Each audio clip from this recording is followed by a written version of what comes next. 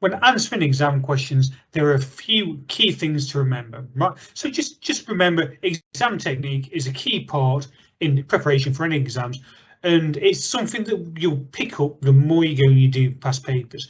Right, so many questions in exams are repeats of what will be in old exams. So going and looking at lots of generic questions beforehand is a good idea. When going and answering and questions and reading them, there's a few things just take into account. Make sure you go read the question at least twice so you don't make any mistakes when you're reading them. As you're reading them, go highlight key information. Don't make assumptions about what the question is asking. Make sure after you've answered it, you go check your work for daft errors that you might make. And if it involves going and answering something where there's some calculation, make sure that you write your workings out down. Right, let's go and have a look at the question. In this question, we are going to look at global warming. So the first thing to consider are some key things about global warming, right? Whenever we're talking about global warming, you want to kind of relate it back to carbon dioxide and greenhouse gases such as methane, etc. So carbon dioxide from burning fuels causes global warming. So a process of changing the world's climate. So it's causing the climate to increase. Carbon dioxide is a greenhouse gas, although don't talk about greenhouse gases nebulously, try and be specific. So it absorbs energy from the earth that's being re-emitted and stops it escaping. So some key things to also think about is the electromagnetic radiation at most wavelengths pass through the Earth's atmosphere.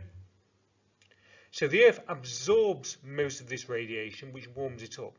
That radiation is then re-emitted as infrared radiation. Some of it goes out in space, however, some of the infrared radiation is absorbed by the greenhouse gases and causes the atmosphere to warm up. Right. So if we go and look at this question now. So in this question we're going to look at the Earth's atmosphere. Right, so give one reason why it's difficult to produce models. Right, when it goes and talks about models, it's kind of, you're talking about modeling a system, modeling it on a computer or whatever. So some of the reasons is that it's relatively complex. There's a lot of different variables that you might not be able to take account of, and there are a range of alternative theories. Right, so the second part is describe how carbon dioxide helps maintain the Earth's atmosphere, right, or the temperature. Right, so it's that phrase maintain that's kind of important in this part of the question.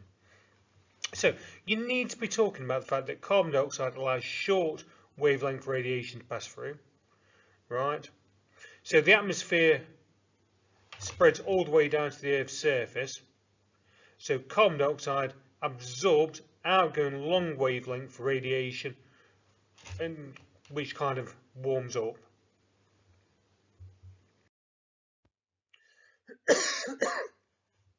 So the second part of this question, so the figure below shows the mean temperature change from 1860 to 2000. Right, it's worth noting that the Industrial Revolution happened somewhere around that point, so when we started burning a lot more fossil fuels, etc. So if you see there, the graph also has a general upwards trajectory, so it's got an upwards trend. It dips up and down at various points, but generally it is increasing. So explain how human activities have contributed to the trends shown from 1910 in the figure above. Right. So some of the key things that you could talk about are the fact that general increase in temperature is caused by greenhouse gases. Then you need to go and, because it's a 3-mark question, talk about at least 2 other things that we're doing that could increase it. So for instance, we're burning more fossil fuels, which produces more carbon dioxide.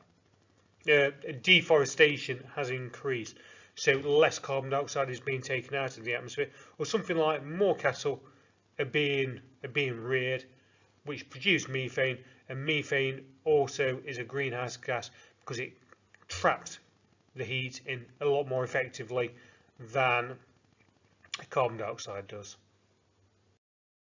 So hopefully you have found that useful. If you've got any questions, then drop it in the comments below, and we'll be uploading a lot more. Right, good luck, folks.